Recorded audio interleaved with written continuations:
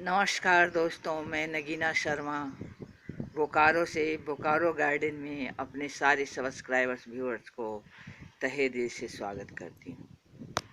दोस्तों, ये जो मैंने आपके सामने प्लांट रखे हुए हैं, ये बहुत ही साधारण से प्लांट हैं, आप सभी इससे परिचित ही होंगे।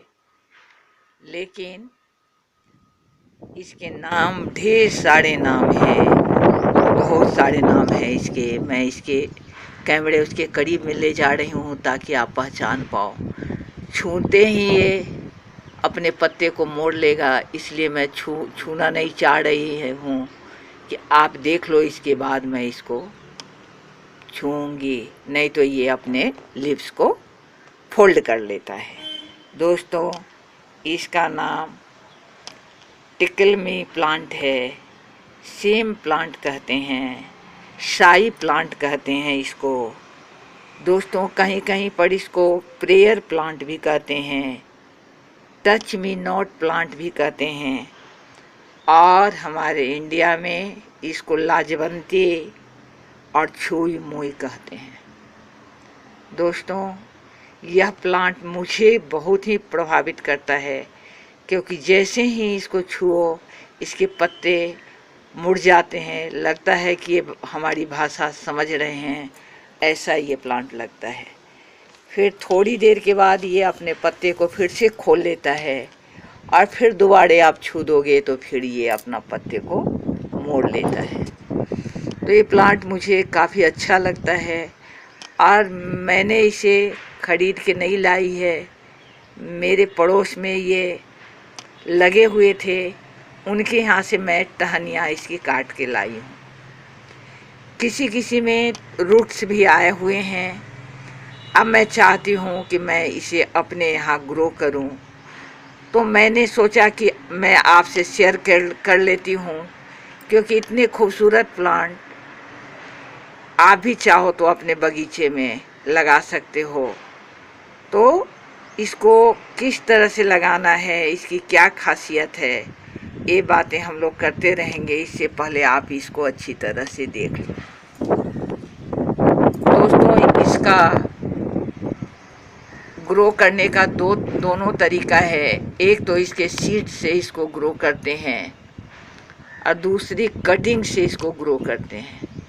सीड से ग्रो करना है तो आप 24 से 48 घंटे हल्की सी सुसम पानी में डालकर रख दें, और इसके बाद इसको सॉइल में लगाएं, तो यह बहुत जल्दी जर्मिनेट कर जाएगा, अंकुरन इसकी हो जाएगी।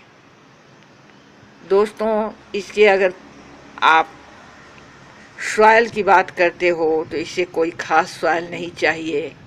ये अक्सर आपको जहाँ तहाँ दिखाई देंगे, कहीं कहीं ये ऐसे भी निकल जाते हैं।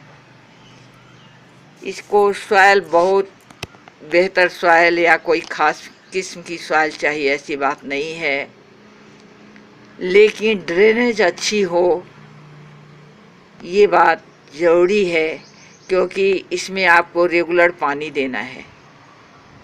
ये आपको ड्रेनेज अगर अच्छी नहीं होगी तो पानी इसके जड़ के पास, रूट के पास रुक जाएंगे, और इसके रूट को बर्बाद कर देंगे, और आपका प्लांट सरवाइव नहीं कर पाएगा।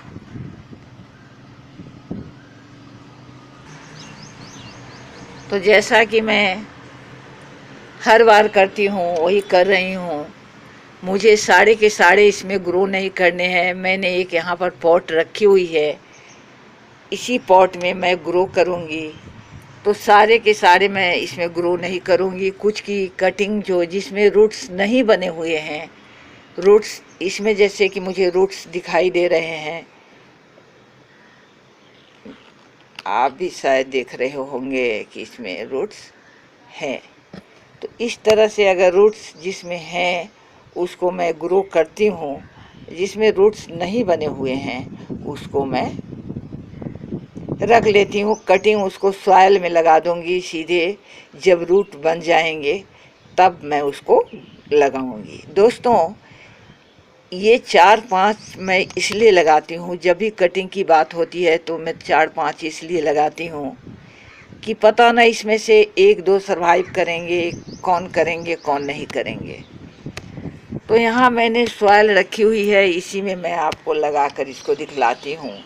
ये सब कटिंग वाले हैं, तो इन्हें मैं बाद में सॉइल में लगा लूँगी। आप देख रहे होंगे कि मेरे हाथ लगते हैं ये सारे के सारे पत्ते चिपक लिए हैं, और मेरे पास फिर उतने वक्त नहीं होंगे कि ये खुले तो मैं आपको शो करवा पाऊँ, क्योंकि इन्हें खुलने में करीब 15-20 मिनट लग जाएंगे, जब ये फिर दोबारे खुलेंगे।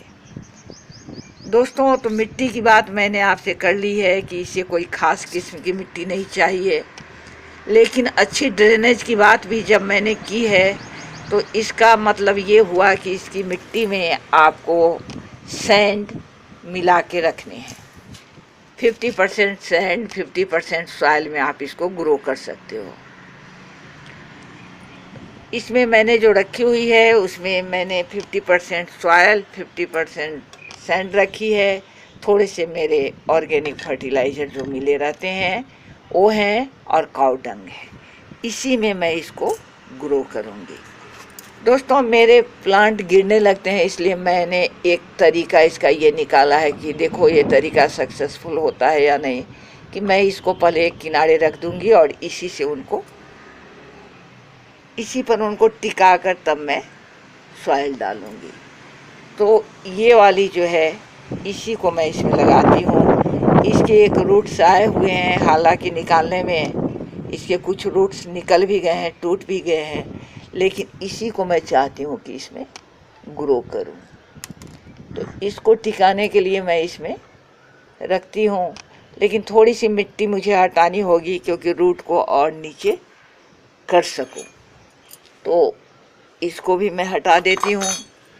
दोस्तों, इसमें फर्टिलाइज़र की वजह से कोई ख़ास उतनी आवश्यकता नहीं है, लेकिन आप इसको फर्टिलाइज़र दिया करें और ज़्यादा फास्फोरस वाली फर्टिलाइज़र इसमें दिया करें। ज़्यादा फास्फोरस वाली फर्टिलाइज़र आप इसमें दें, महीने में एक बार भी दे देते हो तो काफ़ी है, बहुत ज़्यादा फर्टिलाइज़र की आवश्यकता नहीं है।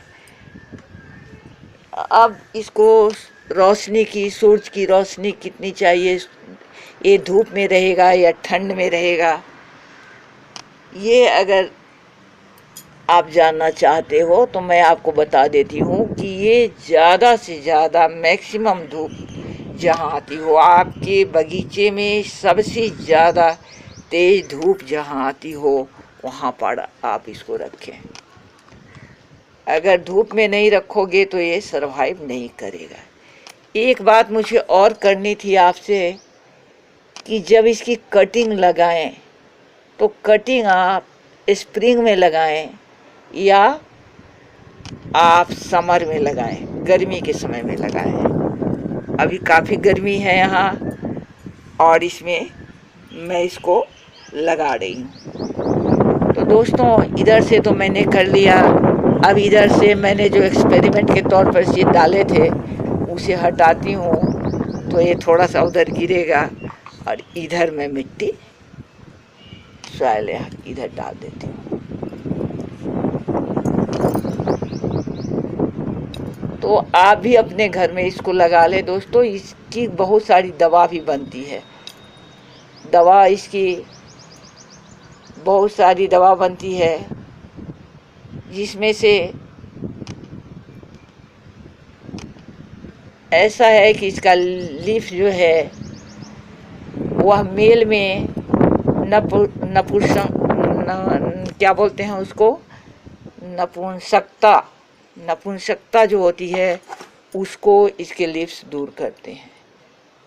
अब कैसे यूज करने हैं दोस्तों ये मुझे पता नहीं है, लेकिन मैंने जो सुना है उसमें यही सुना है कि इसके लीव्स जो है सो इस तरह के फ़ायदे पहुंचाते हैं।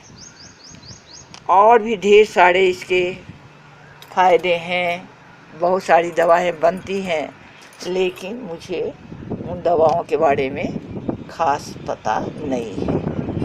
दोस्तों, तो इसे सनलाइट में रखें अगर इसमें कीड़े बैक्टीरिया वायरस लगने की बात आप सोचते हो तो बेकार है, इसमें कुछ वैसे लगेंगे नहीं, इसलिए उसे बताने की मुझे कोई आवश्यकता नहीं। अब जो मुझे इसके बारे में बतानी है वह सबसे इम्पोर्टेंट बात यह है कि आपके यहाँ अगर पेट है, आपने अगर पेट रखे हैं तो उनको इस प्लांट से दूर रखें, क्योंकि यह जहरीला है, पॉइजनस है। तो ये पॉइजनस प्लांट है, इसलिए इसको उससे दूर ही रखें, उसको इसके नज़दीक ना आने दें। अगर वे इसके नज़दीक आएंगे, इसके पत्ते वगैरह में से उनको हानि पहुंच सकती है। दोस्तों, इसमें फ्लावर्स बहुत ही सुंदर, छोटे छोटे नन्हे नन्हे पिंक कलर के फ्लावर्स आते हैं, जो दिखने में जो पाउडर लगाने वाले पफ होते हैं उसी के समान होते हैं, बहुत खूबसूरत लगते हैं। लेकिन आप उसके फ्लावर्स को तभी आनंद ले पाएंगे जब आप इनको पूरी धूप में रखेंगे। जब ये पूरे सनलाइट में रहेंगे तभी ये फ्लावर्स देंगे, सीड्स देंगे, वरना ये फ्लावर्स और सीड्स नहीं दे पाएंगे। इसकी कटाई छटाई भी बहुत आवश्यक है। अब अगर आप ये जानना चाहते हो कि इसकी कटाई छटाई अगर लगाएं तो कब करें, तो इसकी कटाई छटाई के लिए कोई भी समय निश्चित नहीं है। आप साल में जितनी बार चाहो, जब भी आपको लगे कि ये बहुत इधर उधर बेतरतीब बढ़ रहा है, शेप में अच्छा नहीं लग रहा है, तो आप इसकी कटाई छटाई कर सकते हो। दोस्तों, इसके लगाने में आप अभी समर है, आप इसको लगा ले सकते हो। सीड से ग्रो करने में मैं जब कटिंग से लगने वाले पौधे में मैं सीड से ग्रो करने में थोड़ी सी पीछे हटती हूँ, क्योंकि अक्सर ऐसा होता है कि सीड से ग्रो करने में पौधे, इस प्रकार के पौधे नहीं भी निकल पाते हैं। और दूसरी चीज़ है, जब इनमें सीड्स आएंगे तभी हम ग्रो करेंगे। लेकिन साथ ही इसको आप ऑनलाइन सीड्स को मंगवा भी सकते हो। ये ऑनलाइन आप इसको चाहो तो मंगवा ले सकते हो। दोस्तों, तो इसे मैं एक बार छू कर आपको दिखाती, लेकिन ये तो पहले से ही सारे बंद है, पड़े हुए हैं, तो मुझे समझ में नहीं आ रहा है कि मैं कैसे दिखलाऊँ आपको, किधर से कि छूने के बाद ये कैसे। क्योंकि अगर आप लोगों में से कुछ ने अगर नहीं देखे होंगे इसको, तो देख लेंगे कि ये किस तरह से बंद होते हैं। लेकिन ये तो सारे के सारे बंद ही पड़े हुए हैं, तो मैं क्या दिखलाऊं समझ में नहीं आ रहा है। और खुलने में काफ़ी समय लेंगे, तो मैं उतना देर तक आपके साथ कैसे बनी रह सकती हूँ, क्योंकि यहाँ आप भी काम में जाओगे, मुझे भी दूसरे काम में लगने हैं। एक मुझे यहाँ दिखाई दे रही है, ये थोड़ी खुली हुई दिखाई दे रही है। मैं इसको टच करके देखती हूँ, क्या पता ये बंद हो जाए। तो आप भी देख लो ये किस तरह से खुले हुए हैं। तो इनको मैं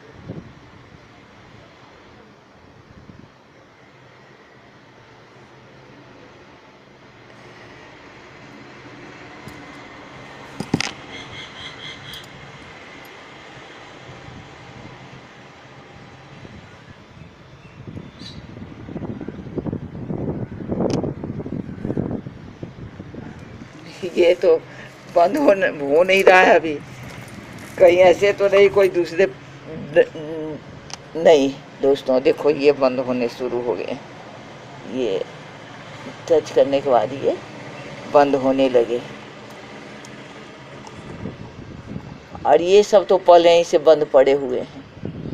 ये थोड़े लगते हैं ज़्यादा ही खुले हुए वाले हैं, तो ये अगर एक बार बंद हो जाए तो फिर इनको खुलने में आप ऊपर भी देख लोगे, ये सारे के सारे बंद हैं अभी। ये कोई भी खुला हुआ नहीं है। ये देखो बंद हो रहा है, ये देखो, ये देखो, ये देखो। इसको सेंसिटिव प्लांट भी कहते हैं, क्योंकि ये काफ़ी, देखो ये बंद हो रहे हैं, देखो यहाँ बंद हो रहे हैं। बंद हो गए तो इस तरह से ये बंद हो जाएंगे। ये आपके छूने से, हवा से भी बंद हो जाते हैं। अगर ज़्यादा ये लगता है थोड़ा ज़्यादा ही ये है, ये बंद अभी तक नहीं हुआ, मैं इसीलिए बार बार इसको देख रही हूँ। ये थोड़ा ज़्यादा, एक होता है ना, हर में कोई सेंसिटिव आदमी होता है, कोई ढीठ आदमी होता है, ये लगता है ये पत्ते इसके काफ़ी ढीठ बन गए हैं तो ये नहीं बंद हो रहे हैं। लेकिन बाकी सब बहुत काफ़ी अच्छा आनंद आता है इसको छूने में, और बंद होते हैं। तो दूसरी चीज़ है कि रात में ये खुद ब खुद बंद हो जाते हैं, तो उसको ये माना जाता है कि ये सो जाते हैं, इसलिए इसका एक नाम स्लीपिंग प्लांट भी है। इसको स्लीपिंग प्लांट भी कहते हैं, क्योंकि यह खुद ब खुद रात में सो जाता है। तो दोस्तों, इसी सेंसिटिव प्लांट के साथ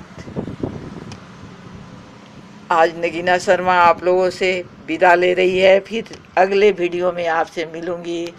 तब तक के लिए मेरे दोस्तों को नमस्कार, आदाब, और मेरे बच्चों को मेरा बहुत बहुत प्यार।